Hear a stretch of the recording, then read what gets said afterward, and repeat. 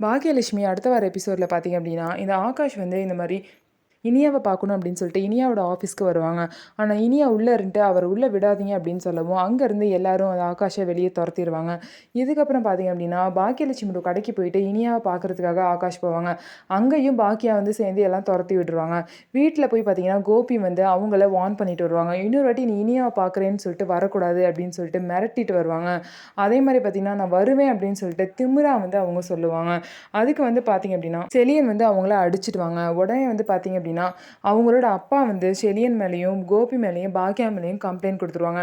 அதனால அவங்க 3 பேருமே போலீஸ் ஸ்டேஷனுக்கு வர சொல்லுவாங்க. இனியாவோட வாழ்க்கைய வீணாக்குனது மட்டும் இல்லாம, திரும்ப திரும்ப இனியாவ வந்து இந்த ஆகாஷ் வந்து டார்ச்சர் பண்ணிட்டே இருக்காங்க. இந்த டார்ச்சர்லேருந்து மீண்டு இனியாவோட வாழ்க்கைய கோபியும், பாக்கியாவும் சேர்ந்து எப்படி காப்பாத்த போறாங்க அப்படிங்கிறத நம்ம பொறுத்திருந்து பார்க்கலாம். நம்ம வீடியோ உங்களுக்கு பிடிச்சிருந்தா நம்ம வீடியோவ லைக் பண்ணிக்கோங்க. அதுக்கப்புறம் மறக்காம நம்மளோட சேனல சப்ஸ்கிரைப் பண்ணிட்டு பாருங்க.